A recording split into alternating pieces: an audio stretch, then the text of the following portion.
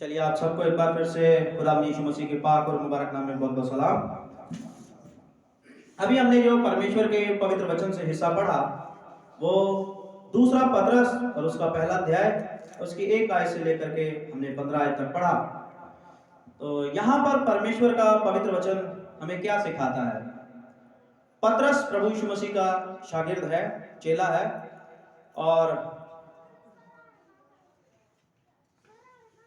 वो मसीहों को, जो मसीह यीशु में उसकी कलीसिया है, मसीही लोग हैं, क्रिश्चियन लोग, प्रभु यीशु मसीह की जो मंडली है, उसको ये खत लिखता है। खत में ये बातें लिखता है। वो कहता है कि मेरा समय नजदीक आ गया है, अब मुझे बहुत जल्द मुझे भी प्रभु यीशु मसीह के समान सूली पर चढ़ा दिया जाएगा, टांग दिया जाएगा, मेरी मृत्यु का समय नजदीक आ गया है। और मुझे प्रभु यीशु मसीह ने ये बात जाहिर कर दी है कि बहुत जल्द पतरस तू भी जो है परमेश्वर के सुसमाचार के लिए कुर्बान हो जाएगा। तो इसलिए कहता मैं इससे पहले कि ये मेरा शरीर रूपी डेरा गिरा दिया जाए, मैं तुम्हें कुछ बातें दोहराता हूं, वो बातें जो मैं तुम्हें पहले भी कहता आया हूं प्रभु यीशु मसीह में। तो यहां पर क्या है, वचन कहता है शिमोन पतरस की ओर से जो यीशु मसीह का दास और प्रेरित है, उन लोगों के नाम जिन्होंने हमारे परमेश्वर और उद्धारकर्ता यीशु मसीह की धार्मिकता के द्वारा हमारे समान बहुमूल्य विश्वास प्राप्त किया है। यानी पतरस कहता है कि ये उन लोगों को मैं संदेश भेज रहा हूं जिन लोगों ने हमारे ही समान प्रभु यीशु मसीह में, प्रभु यीशु मसीह की पहचान के अंदर मसीही विश्वास को हासिल किया, मसीह विश्वास को प्राप्त किया। उन लोगों को यानी कलीसिया को, मंडली को जो है ये खत लिखता है। क्या बोलता है मंडली को? 10वीं आयत अगर हम देखें वहां क्या है, इस कारण है भाइयों अपने बुलाए जाने और चुन लिए जाने को सिद्ध करने का भली भांति यत्न करते जाओ। परमेश्वर ने तुम्हें मसीह यीशु की पहचान में इस दुनिया की भीड़ में से बुलाया है, चुन लिया है, अपने स्वर्गीय राज्य के लिए चुन लिया है, और इसीलिए मसीह यीशु में उसने तुम्हारे पापों को माफ कर दिया है। कलीसिया को जो ये संदेश पतरस देता है, तो इसलिए तुम्हें बुलाया है परमेश्वर ने, तो जिस लिए तुम्हें बुलाया है तुम उस बात को सिद्ध करो, अपने जीवन से प्रूफ करके दिखाओ, सिद्ध करो कि किस लिए प्रभु यीशु मसीह की पहचान में परमेश्वर ने तुम्हें बुलाया है, मुझे बुलाया है, आपको बुलाया है। एक खास जीवन जीने के लिए, एक अलग ही तरह का जीवन जीने के लिए परमेश्वर ने प्रभु यीशु मसीह की पहचान में बुलाया है आपको और मुझको। एक खास जीवन, एक अलग ही तरह का जीवन, इस संसार के लोगों के जैसा जीवन नहीं, एक खास जीवन। मैं ये बात बार बार क्यों बोलता हूं, कलीसिया को बार बार क्यों समझाता हूं? मैं वही काम कर रहा हूं जो पतरस ने किया, मैं वही काम कर रहा हूं जो 12 शागिर्दों ने किया, जो पौलुस ने किया। वो भी यही काम करते थे, बार बार इन्हीं बातों को दोहराते थे कि एक खास जीवन जीने के लिए परमेश्वर ने चुना है। और पतरस क्या बोलता है, देखो 12वीं आयत में, इसलिए यद्यपि तुम ये बातें जानते हो और जो सत्य वचन तुम्हें मिला है उसमें बने रहते हो, तो भी मैं तुम्हें इन बातों की सुधि दिलाने को सर्वदा तैयार रहूंगा। मैं ये अपने लिए उचित समझता हूं कि जब तक मैं इस डेरे में हूं तब तक तुम्हें सुधि दिला दिलाकर उभारता रहूं। यानी जब तक मैं शरीर में हूं तुम्हें सुधि दिला दिलाकर, यानी तुम्हें बार बार ये बात मैं तुम्हारे आगे दोहराता रहूंगा, जब तक मैं जिंदा हूं इस बात को दोहराता रहूंगा तुम्हारे आगे कि तुम्हें एक खास जिंदगी जीने के लिए परमेश्वर ने चुना है, तुम्हें एक खास जीवन जीने के लिए, एक विशेष जीवन जीने के लिए परमेश्वर ने प्रभु यीशु मसीह की पहचान में चुना है। जब तक जिंदा हूं ये बात मैं दोहराता रहूंगा। यद्यपि मुझे मालूम है कि तुम ये बातें जानते हो, तुम जानते हो ये बातें कि तुम एक खास जिंदगी, एक खास जीवन परमेश्वर ने जीने के लिए, दुनिया से बिल्कुल अलग एक जिंदगी जीने के लिए परमेश्वर ने इस दुनिया की भीड़ में से चुना है। तुम इस बात को जानते हो, लेकिन तब भी मैं इस बात को बार बार तुम्हारे आगे दोहराता रहता हूं, इस बात का बार बार प्रचार करता रहता हूं। पतरस बार बार प्रचार करता रहता है। आज के टाइम में चलो मेरे जैसे सेवक को बोल देते हैं लोग पादरी साहब के पास तो ये एक दो ही बातें हैं, बस यही घुमाते रहते, यही बोलते रहते, यही बात बार बार दोहराते रहते, है ना। खाली पादरी साहब ही नहीं, ये पतरस भी बोल रहा है, कहता मैं भी यही बात दोहराता हूँ बार बार, और जब तक इस डेरे में हूं मैं ये बातें तुम्हें सुधी ले लेकर के याद करवाता रहूंगा। तो उस समय प्रभु यीशु मसीह के शागिर्दों को भी कहते होंगे कि यार पतरस के पास तो यही एक दो बातें हैं, बार बार यही प्रचार करता रहता है, यही बताता रहता है। पतरस कहता है जब तक शरीर में हूं मैं प्रचार ये करता रहूंगा, मैं तुम्हें याद दिलाता रहूंगा कि तुम्हें संसार से एक अलग जीवन जीने के लिए बुलाया है। तो इसलिए मेरे अजीजों, जो ड्यूटी शागिर्दों ने पूरी की प्रभु यीशु मसीह में, पवित्र आत्मा ने उनको जो ड्यूटी दे करके बोला कि इस ड्यूटी को बजाते रहो, वही ड्यूटी मैं भी बजा रहा हूं आपके बीच में, ठीक है। इसलिए अगर कोई कहता है कि पादरी साहब जो है यही दो बातें दोहराते रहते हैं, तो समझ लो पादरी साहब से पहले जो यीशु मसीह के सेवक थे, उसके चेले थे, उस जमाने के लोगों ने उनको भी यही बातें बोली।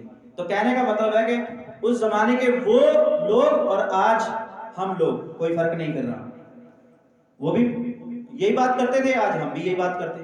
तो अगर हम भी यही बात कर रहे थे, इसका मतलब हमारा जीवन जो है संसार के जैसा अभी तक बदला नहीं है, क्योंकि संसार के लोग बोलते हैं कि बार बार पतरस एक ही बात बोलता रहता है, और पतरस कहता है जब तक इस डेरे में मैं वो बात दोहराता रहूंगा, चाहे तुम जानते हो इन बातों को, लेकिन फिर भी तुम्हारे सामने इन बातों का गाना गाता ही रहूंगा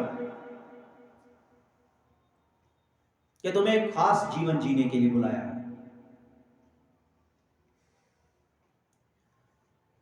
और पतरस वो ये जो लोग कहने वाले थे वो संसारिक लोग थे, संसार के लोग। अगर आज भी कलीसिया के लोग इस तरह सोचते हैं कि एक ही बात पादरी साहब वचन में समझाते हैं, सुनाते हैं, तो इसका मतलब कलीसिया भी उसी समय के उस संसार के लोगों की लाइन में बढ़ती जा रही है। तो ऐसा जीवन जीने के लिए नहीं बुलाया, खास जीवन जीने के लिए बुलाया है। और अगर हम उस खास जीवन को जिएंगे, अगर हम उस खास जीवन को जिएंगे तो क्या है, 11वीं आयत के अंदर दूसरा पतरस पहला अध्याय 11वीं आयत, वरन इस रीति से तुम हमारे प्रभु और उद्धारकर्ता यीशु मसीह के अनंत राज्य में बड़े आदर के साथ प्रवेश करने पाओगे। अगर जो बातें पतरस ने दोहराई, जो बातें मैं वचन से दोहरा रहा हूं, वचन की बातें, एक खास जीवन, संसार से अलग एक जीवन जीने के लिए बुलाया है। अगर वो खास जीवन हम जिएंगे तो बड़े आदर और सम्मान के साथ प्रभु यीशु मसीह के राज्य में हम प्रवेश करेंगे, नहीं तो फिर यहीं घूमते रह जाएंगे, ठीक है जी। तो वो खास जीवन क्या है, सुनिए,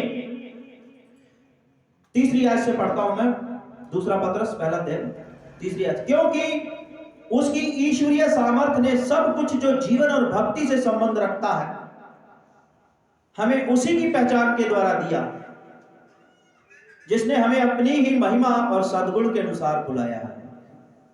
वो कौन है? खुदावंद यीशु मसीह। खुदावंद यीशु मसीह की पहचान के अंदर उस पिता परमेश्वर ने हमें क्या दिया?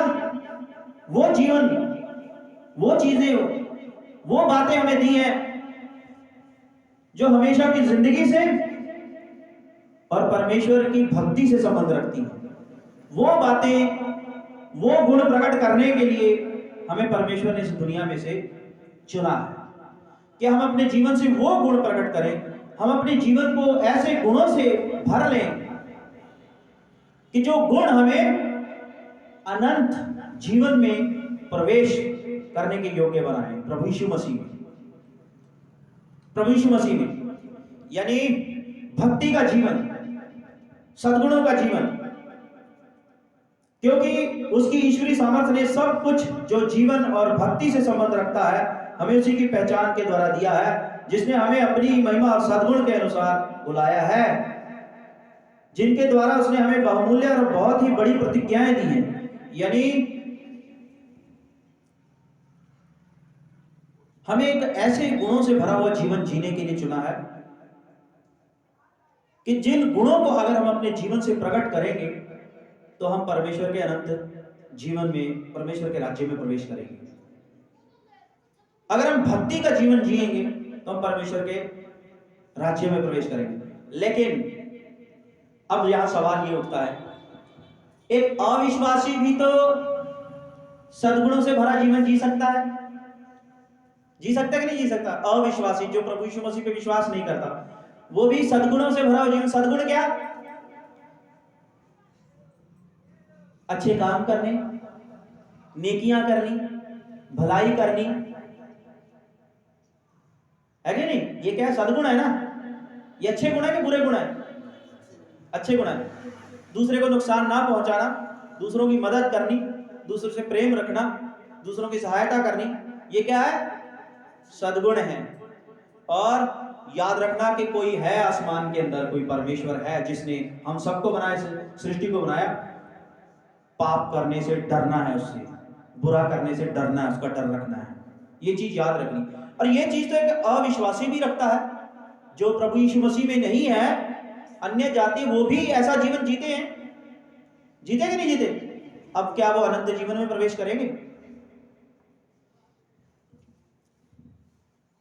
परमेश्वर का वचन क्या कहता है? एक बात और कहता है, तुम्हारे धर्म के काम, तुम्हारी नेकियां, तुम्हारी अच्छाइयां, तुम्हारी भक्ति परमेश्वर के सामने मैले चिथड़ों के समान है।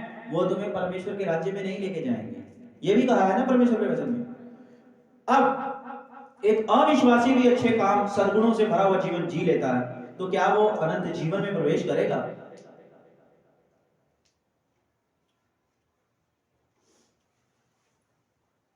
क्या वो परमेश्वर के राज्य में परमेश्वर की भक्ति कर पाएगा?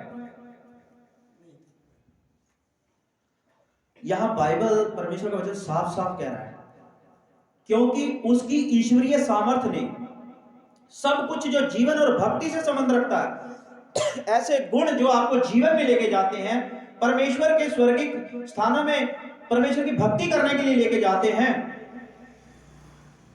ऐसे गुण, ऐसा सब कुछ जो जीवन और भक्ति से संबंध रखता है, हमें उसी की पहचान के द्वारा दिया है।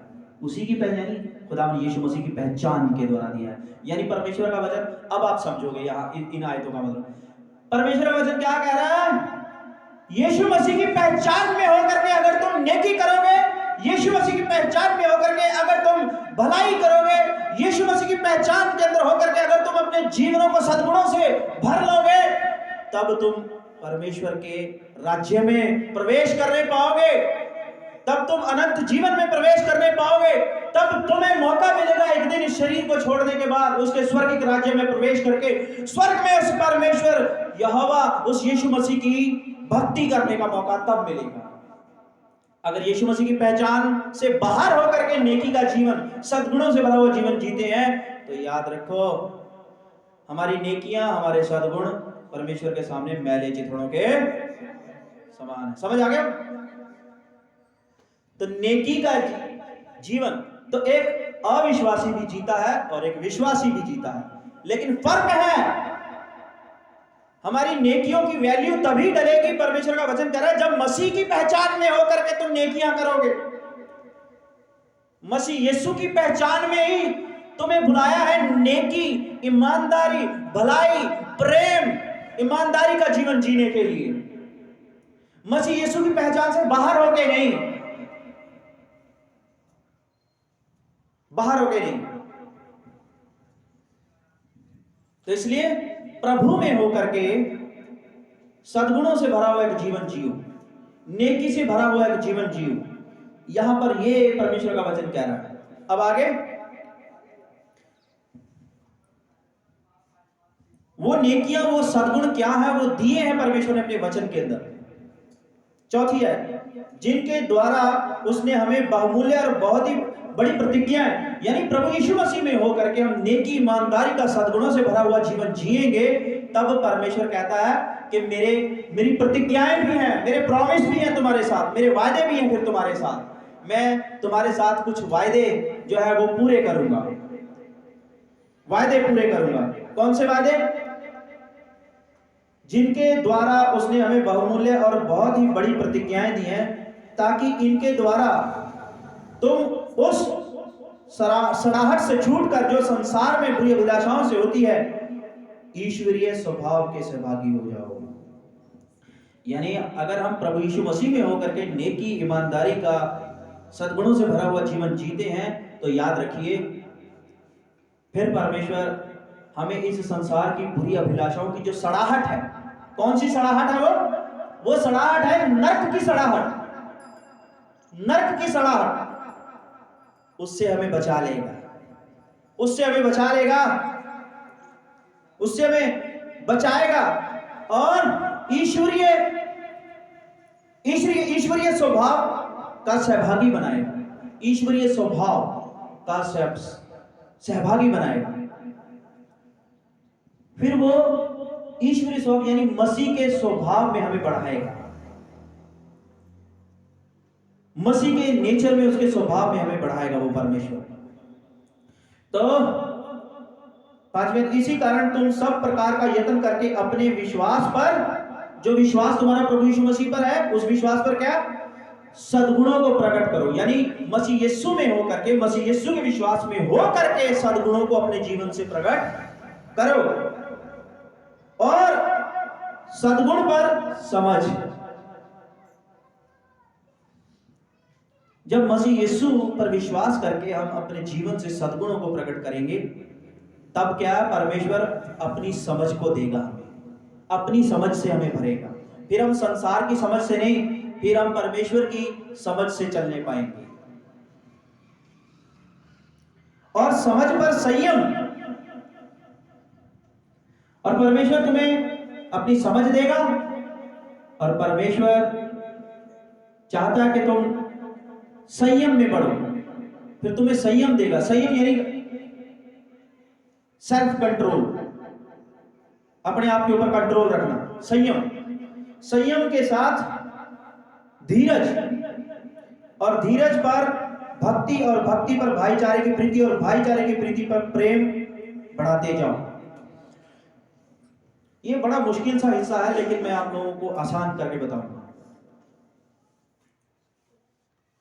परमेश्वर क्या कह रहा है कि तुम्हें इस दुनिया की भीड़ में से चुना परमेश्वर ने एक खास जीवन जीने के लिए, एक ऐसा जीवन जो सद्गुणों से भरा हुआ हो, मसीह यीशु की पहचान में जो सद्गुणों से भरा हुआ, मसीह यीशु की पहचान से बाहर होके नहीं, मसीह यीशु की पहचान में हो करके तुम सद्गुणों से भरा हुआ जीवन जियो, नेकी और ईमानदारी से भरा हुआ जीवन जियो, मसीह यीशु में होकर के। मसीह यीशु से बाहर होकर के नेकी और ईमानदारी का जीवन अगर जियोगे, तो तुम्हारी नेकी और ईमानदारी मैले चिथड़ों के समान है। इसलिए प्रभु यीशु मसीह के ऊपर विश्वास करके, प्रभु यीशु मसीह की पहचान में बढ़ करके, फिर तुम एक अच्छा और ईमानदारी का जीवन जियो, और परमेश्वर की समझ में बढ़ो, संसार की समझ में नहीं, परमेश्वर की समझ में बढ़ो, संयम में बढ़ो, धीरज में बढ़ो,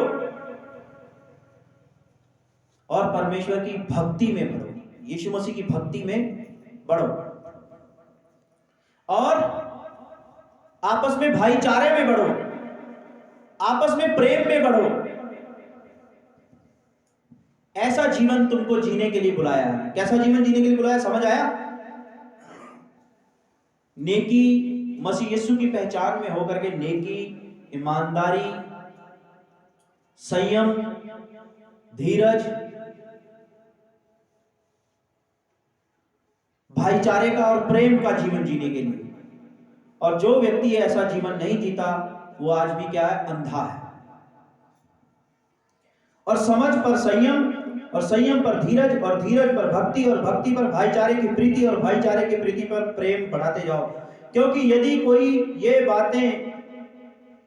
ये बातें तुम में वर्तमान रहे और बढ़ती जाएं, तो तुम्हें हमारे प्रभु यीशु मसीह की पहचान में निकम्मे और निष्फल ना होने देंगे। जो व्यक्ति प्रभु यीशु मसीह में होकर के नेकी, ईमानदारी का जीवन जिएगा, संयम का जीवन जिएगा, परमेश्वर की समझ का जीवन जिएगा, धीरज का जीवन जिएगा, भाईचारे का जीवन जिएगा, कलीसिया में प्रेम का जीवन जिएगा, समझ लो वो व्यक्ति, मालूम है, वो व्यक्ति फलवंत है। परमेश्वर की नजरों में वो कौन है? वो मसीह यीशु में एक फलवंत व्यक्ति है, फलवंत।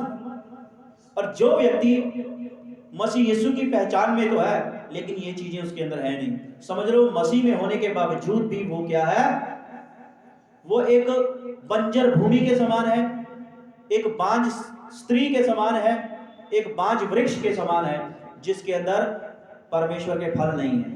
यीशु मसीह के सद्गुण, उसका स्वभाव प्रकट ही नहीं हो रहा है। यीशु मसीह की बातें जिसके जीवन में प्रकट नहीं हो रही हैं। तो इसलिए वचन क्या कहता है 10वीं आयत के अंदर, 9वीं आयत में, क्योंकि जिसमें ये बातें नहीं वो अंधा है और धुंधला देखता है। जिसका जीवन ऐसा नहीं, समझ लो वो अंधा है, वो धुंधला देखता है, उसके अंदर आत्मिक अंधापन है अभी भी। इस कारण हे भाइयों, अपने बुलाए जाने और चुन लिए जाने को सिद्ध करने का भली भांति यत्न करते जाओ। प्रूफ करो कि तुम बुलाए गए लोग हो। तुम्हें परमेश्वर ने मसीह यीशु की पहचान में दुनिया की भीड़ में से चुना है एक खास जीवन जीने के लिए। इस बात को सिद्ध करो, सिद्ध करो संसार के सामने, प्रूफ करो। कैसे प्रूफ करोगे? मसीह यीशु की पहचान में एक नेकी, ईमानदारी, सद्गुणों से भरा हुआ जीवन जी करके, और परमेश्वर की समझ में जी करके, संयम और धैर्य का जीवन जी करके, भाईचारे का जीवन जी के, आपसी प्रेम का जीवन जी करके तुम अपने आप को सिद्ध करो कि तुम मसीह यीशु में चुने हुए लोग हो, परमेश्वर की ओर सिद्ध करो। लेकिन आज हम कैसे सिद्ध करते हैं? एक दूसरे की बुराई करते हैं, एक दूसरे से नफरत करते हैं, एक दूसरे को धोखा देते हैं, व्यभिचार करते हैं।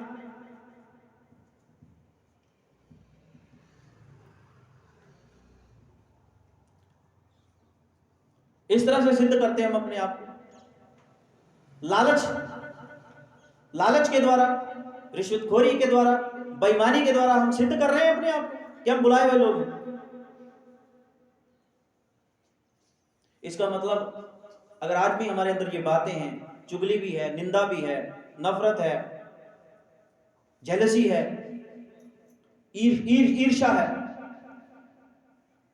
ये तमाम बुरी बातें हमारे जीवन के अंदर, इसका मतलब क्या है? हमने अपने बुलाए जाने को सिद्ध नहीं किया, सिद्ध नहीं किया। मसीह यीशु में हमें जिस जीवन को जीने के लिए बुलाया, हमने उस जीवन को अपने जीवन से सिद्ध नहीं किया। और जो इन बातों को अपने जीवन से मसीह यीशु में होकर के सिद्ध नहीं करता, प्रूफ नहीं करता, समझ लो कि वो अंधा है, अंधा, वो धुंधला देखता है। तो ये बात नौजवानों के लिए भी है। अगर आज भी हम सारा दिन मोबाइल खोल के बैठे रहते हैं, कोई गाने देख रहा है, कोई गेम खेल रहा है, कोई गंदी पिक्चरें देखता है, क्या बोलते हैं गंदी पिक्चरों को? पोर्नोग्राफी बोलते हैं, आज की भाषा में उसको बोलते हैं पोर्नोग्राफी, अश्लील चलचित्र खोल के बैठे रहते हैं, सोचते कोई नहीं देख रहा, लेकिन परमेश्वर देख रहा है।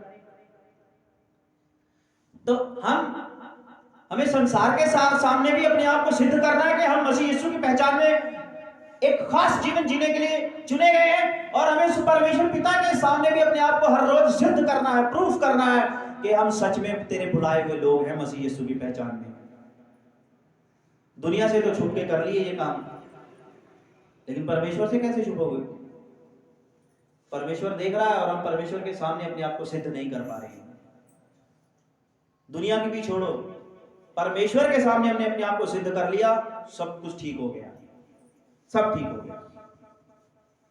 ठीक है जी। मैं अक्सर एक उदाहरण देता हूं।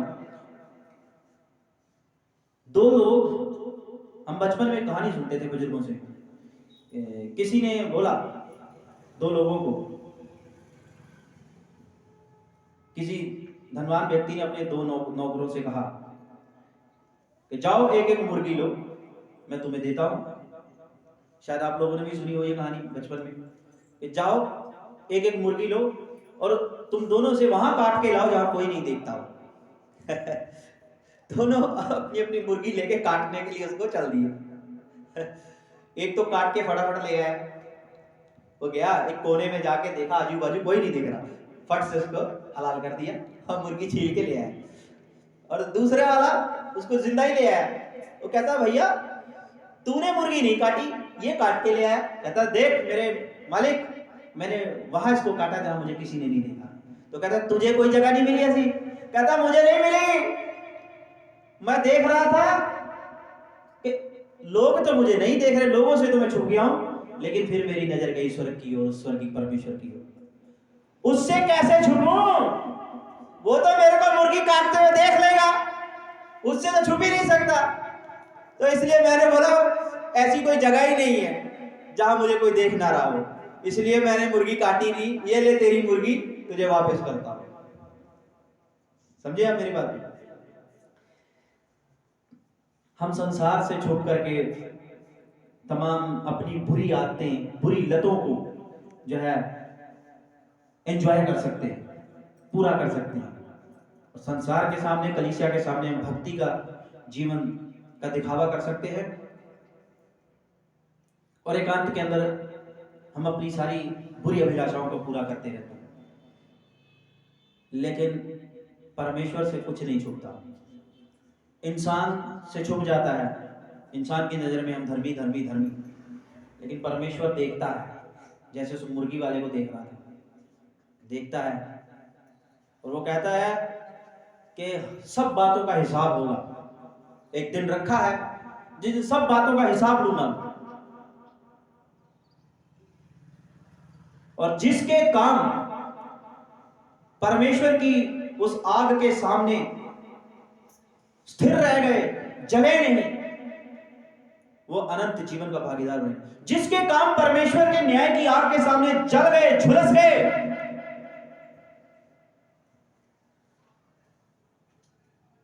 परमेश्वर कहता है कि उसके शरीर को दंड मिलेगा, उसके शरीर को दंड मिलेगा। तो इसलिए मेरे अजीजों,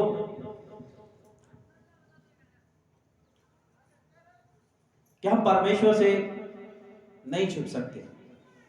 इसलिए संसार को तो हम ये दिखा देते हैं कि हम चुने हुए लोग हैं, बुलाए हुए लोग हैं, ये हमारे, हम सद्गुण दिखा देते हैं। लेकिन एकांत के अंदर जो अवगुण जिन्हें हम एंजॉय करते हैं, जो अवगुण हमारी लत है, उन्हें सेलिब्रेट करते हैं, उन अवगुणों के ऊपर चलते हैं, उन्हें दोहराते हैं अपने जीवन के अंदर, एकांत में परमेश्वर देख रहा होता है। यानी हम परमेश्वर के सामने अपने आप को सिद्ध नहीं कर पा रहे। संसार के सामने तो सिद्ध कर देते हैं अपने आप को कि हम चुने हुए लोग हैं, मसीह यीशु में एक खास जीवन जीने के लिए हम बुलाए हुए लोग हैं। एक आत्मिक जीवन, एक पवित्र जीवन, एक नेकी और ईमानदारी का जीवन, सच्चाई का जीवन, भक्ति का जीवन, धीरज और संयम का जीवन, परमेश्वर की समझ में होकर के चलने का जीवन, ऐसा जीवन जीने के लिए हम मसीह यीशु में बुलाए गए हैं, चुने हुए। ये हम संसार को तो सिद्ध कर देते हैं, लेकिन कई बार परमेश्वर के सामने सिद्ध नहीं कर पाते, क्योंकि हमारे जीवन में बहुत सारी बुरी लतें हैं जो हम किसी को नहीं बता सकते, लेकिन हम जानते हैं और हमारा खुदा जानता है। तो यहां पर परमेश्वर का वचन कह रहा है, परमेश्वर के सामने अपने आप को सिद्ध करो, सिद्ध करो। अगर परमेश्वर के सामने हम अपने आप को सिद्ध नहीं कर पा रहे हैं, तो हम आज भी अंधे हैं, हम धुंधला देखते हैं। और जो अंधा और जो धुंधला देखता है, वो परमेश्वर के राज्य में आदर नहीं पाएगा। और जो साफ साफ देखता है, जो परमेश्वर के सामने भी अपने आप को सिद्ध करता है, नेक, ईमानदार, सद्गुणों से भरा हुआ, मसीह यीशु की पहचान में होकर,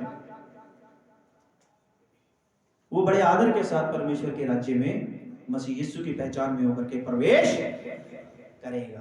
तो पहली चीज सीखी, नेकी, ईमानदारी, सद्गुण का जीवन जीना है, लेकिन यीशु की पहचान से बाहर होकर नहीं। अगर यीशु की पहचान से बाहर होकर के हम अपने आप को सिद्ध करना चाहते हैं, तो हम कभी भी अपने आप को सिद्ध नहीं कर पाएंगे परमेश्वर के सामने, क्योंकि वो कहता है कि तुम्हें मैंने यीशु की पहचान में ही बुलाया है, ऐसा जीवन जीने के लिए जो नेकी का, ईमानदारी का है, जो धीरज का है, जो संयम का है, परमेश्वर की समझ का जीवन, भाईचारे का जीवन और प्रेम का जीवन जीने के लिए मैंने तुम्हें मसीह यीशु की पहचान में चुना है।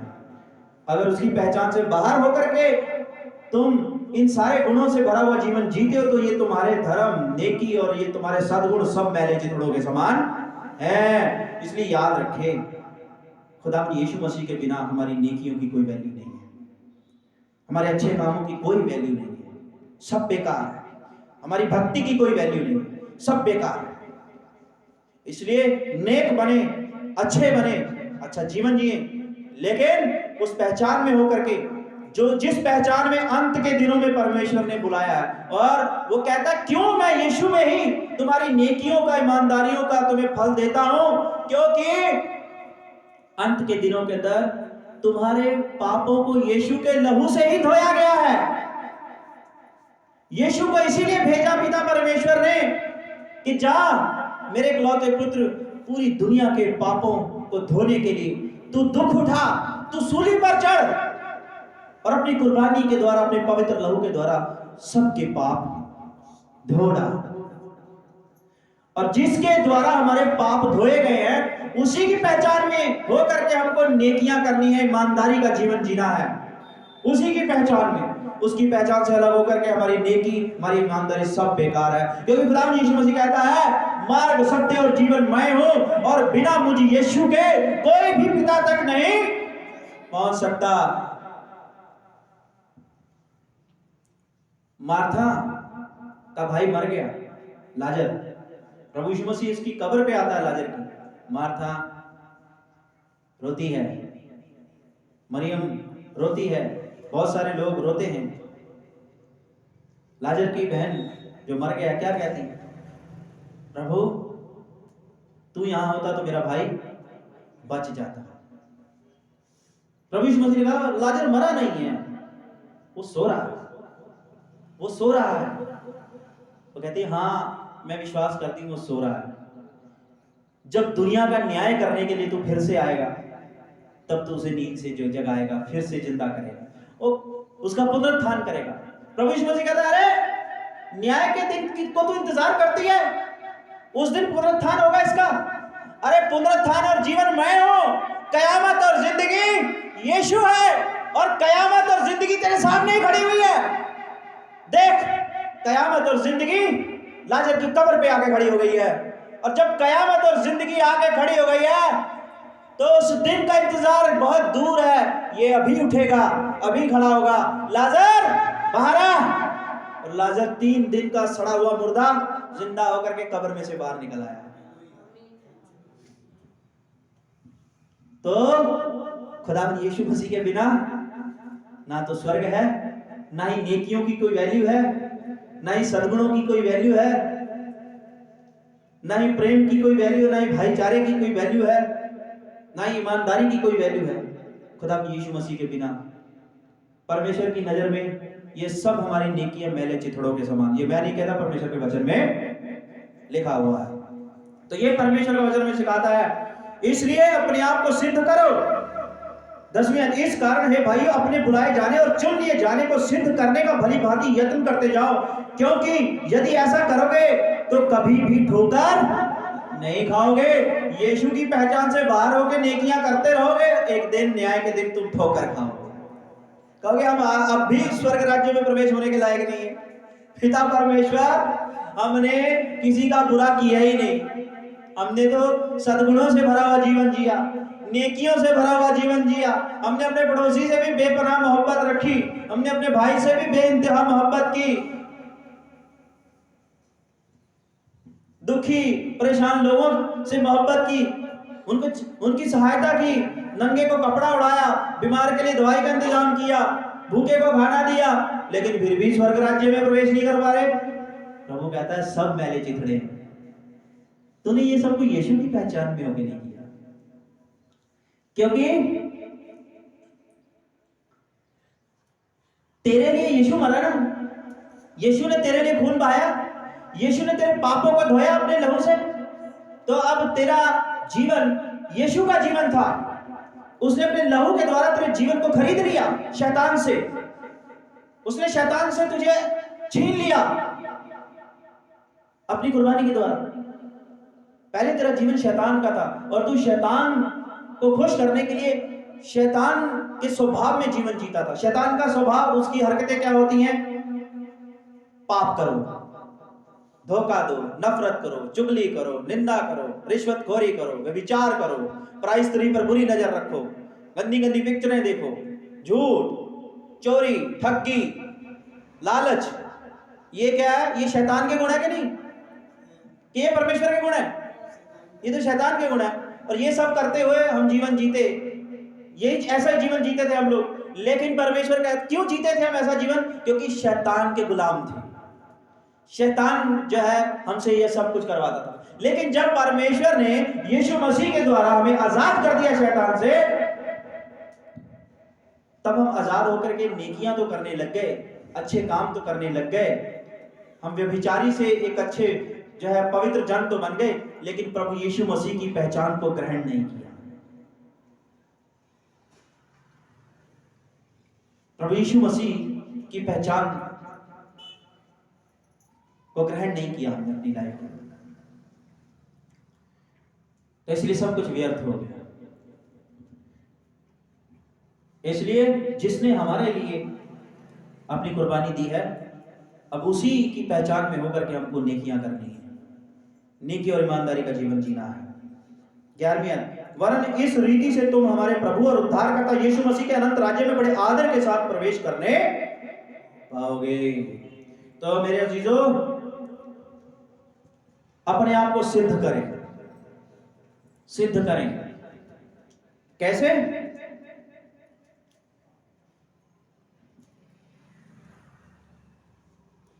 सद्गुण, सद्गुण प्रकट करो। सद्गुण यानी अपने जीवन से अच्छे गुणों को दिखाओ। अच्छे गुण तो आप समझते, मुझे कोई इसकी व्याख्या करने की जरूरत है? समझते हैं सब लोग। अच्छे गुण, अच्छे गुण प्रकट करो। नेकी, भलाई, प्रेम, ये सब प्रकट करो अपने जीवन से एक दूसरे के लिए। लालच नहीं, लालच का जीवन नहीं, बेईमानी का जीवन नहीं। और उसके साथ साथ परमेश्वर की समझ को दिखाओ अपने जीवन से। परमेश्वर की समझ कैसे? यानी हमारे मुख से हमेशा दूसरों के लिए आशीष ही निकले, गाली गलौच ना निकले, दूसरों के लिए बुरे शब्द ना निकले, दूसरों के लिए आशीष निकले। जो व्यक्ति अपनी वाणी का इस्तेमाल दूसरों को आशीष देने के लिए करता है, वो परमेश्वर की समझ में होकर के बोलने वाला व्यक्ति होता है। जब भी मुख खुले, परमेश्वर का वचन निकले मुंह से, अच्छी बातें, दूसरों की तरक्की, ऐसी बातें हमारे मुंह से निकले जिससे दूसरों की तरक्की हो। ये नहीं बेकार में मंडली में बैठ करके, नौजवान लड़कों की मंडली में बैठ करके, या चौपाल पे चार भाई बैठ करके ठट्ठा करते रहते हैं सारा दिन, टाइम पास, हिड़हिड़ाते रहते हैं, अपना मुंह फालतू की बकवास के लिए इस्तेमाल करते रहते हैं। नहीं, वो समझदार व्यक्ति नहीं है। टाइम भी वेस्ट करते हैं, अपना दिमाग भी वेस्ट करते हैं, एनर्जी वेस्ट करने वाले लोग। जब भी मुख खुले, परमेश्वर का वचन निकले और ऐसी बात निकले जिससे दूसरों को मार्गदर्शन मिले, दूसरों की उन्नति और तरक्की का रास्ता उन्हें दिखाई दे। अगर ऐसी बात नहीं मुख से निकल रही तो मुंह बंद रखो, चुप्पी साध के रहो। यह है परमेश्वर की समझ में। आज हम बेफालतू में बतियाते रहते हैं। घर में तो हम बोलते ही हैं, अपने काम पे भी बोलते हैं। मैंने तो यहां तक प्रार्थना सभाओं में भी देखा, अभी पादरी साहब आए नहीं है, प्रार्थना शुरू नहीं है, लोग क्या कर बैठे हुए बाहर, कई कई तरह की बातें छिड़ रहे। हाँ भाई, तेरा क्या हाल है? वो फलाने काम का क्या बना? वो ऐसे नहीं होगा, वो वैसे हो जाएगा।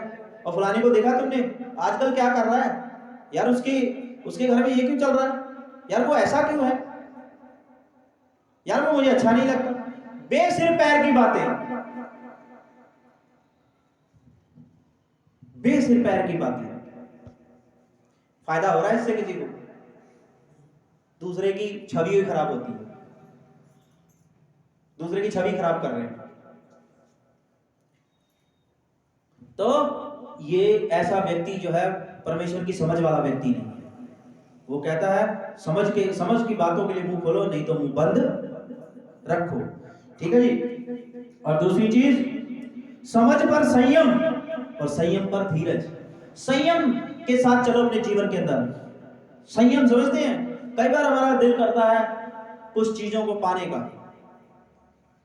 कई बार हमारा दिल करता है कुछ चीजों को पाने का, हम संयम नहीं रख पाते अपने ऊपर, कंट्रोल नहीं। हम कहते हैं हमको ये चीज हासिल करनी है, किसी तरीके से करनी मुझे बहुत जरूरत है। संयम, परमेश्वर कहता है संयम रख, संयम, अपने आप के ऊपर कंट्रोल रख और खुदा पे भरोसा रख। तो अपनी अभिलाषा को पूरा करने के लिए अपने संयम को मत खो, खुद का जो सेल्फ कंट्रोल है उससे बाहर मत हो, क्योंकि जब हम अपना संयम खो देते हैं तो हम जो है परमेश्वर के दायरे से बाहर होकर के अपनी अभिलाषा को पूरा करने की कोशिश करते हैं। और जब हम परमेश्वर के दायरे से बाहर होकर के अपनी अभिलाषा को पूरा करने की कोशिश करते हैं तो हम पाप में पड़ जाते हैं। तो इसलिए संयम, परमेश्वर पे यकीन अपनी अभिलाषाओं के लिए, वो करेगा अपने समय पर, संयम, कंट्रोल। और दूसरी चीज धीरज रखो। हम कहते हैं कि झटपट ये चीजें हो जाए हमारे जीवन के अंदर, लेकिन परमेश्वर कहता है धीरज रख, धीरज, धैर्य रख। परमेश्वर है और वो तेरी जरूरत को जानता है और वो सही समय पर तेरी जरूरत को पूरा करेगा। धीरज रख, धीरज, संयम। मैं अपने जीवन के एक एग्जांपल देता हूं। मेरा घर जो है बिल्कुल टूटा फूटा खंडर सा घर है, और उसके अंदर मैं जो है कोई खिड़की दरवाजा नहीं लगा सकता, उसके अंदर कुछ नहीं, ऐसे ही पड़ा हुआ है। और मेरे को बहुत सारे जो है प्रभु के लोग क्या बोलते हैं, हाजी साहब किसी तरह से जो है आप कहीं से पैसा कुछ करो, इसको थोड़ा खिड़की दरवाजे लगाओ, अब थोड़ा बना लो इसको, बहुत देर हो गई। बहुत सारे विश्वासी थे और विश्वासियों के बाद उन्होंने जो है सेवा का काम शुरू कर दिया, पादरी बन गए। और मेरे को आके कहते कि पास्टर जी देखो हमारे पास कुछ नहीं था, आप भी जो है जल्दी से जल्दी जो अपने घर को सही करो, इतने साल हो गए। तो मैं सबकी बात सुन लेता हूं। मैं अपनी पत्नी को क्या बोलता था, संयम, संयम। परमेश्वर अपने समय पर इस घर को बना देगा। संयम से काम लेना है। ये नहीं कि किसी ने कहा अरे हाँ यार सही बात है, मैं खुदा का खादी हूं, मेरा घर तो खंडर है, चल लोन लेते हैं, कमेटी डालते हैं 1 लाख रुपए की, किस्त मुझसे निकले ना निकले, किसी से ब्याज में पैसा लेते हैं, यार खिड़की दरवाजे बहुत जरूरी लगवा दो फटाफट।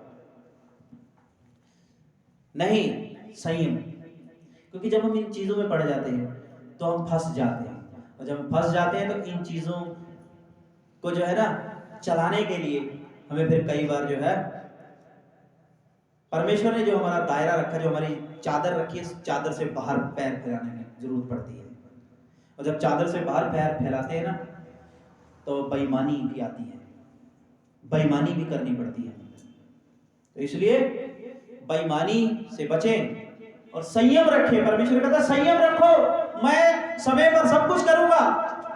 संयम और उसके साथ साथ धीरज रखो, जल्दबाजी नहीं, खुदा पे छोड़ो, जो है उसमें संतुष्ट रहो।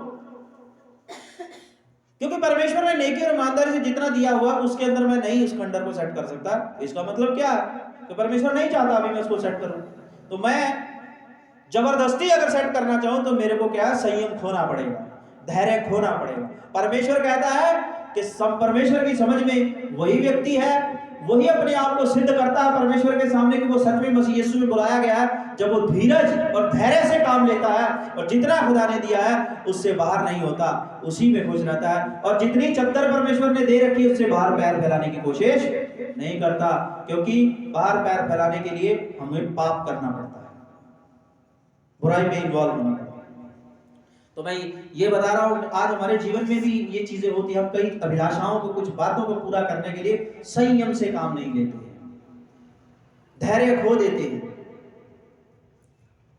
तो परमेश्वर क्या कहता है, समझ पर संयम और संयम पर धीरज और धीरज पर भक्ति। संयम रखो, धीरज रखो और परमेश्वर की भक्ति में लगे रहो, यानी उसके वचनों के ऊपर चलते रहो। बस वही हमारा फोकस होना चाहिए, वही हमारा केंद्र बिंदु होना चाहिए, परमेश्वर और उसका वचन। बाकी हमारे काम समय पर परमेश्वर पूरे कर देगा। ठीक है जी। तो ये परमेश्वर का वचन हमें जो है आज सिखाता है। ये कुछ बातें परमेश्वर ने हमें बताई अपने वचन से, और भाईचारे में बढ़ो, कलीसिया में एक दूसरे में भाईचारे में बढ़ो, प्रेम में बढ़ो, भाईचारा और प्रेम। तो एक ऐसा जीवन, मैं समझता हूं आप लोगों को समझ आ गया होगा कि कैसा जीवन जीने के लिए परमेश्वर ने चुना है। समझ आया कि नहीं आया? आ गया? कैसा जीवन जीना है?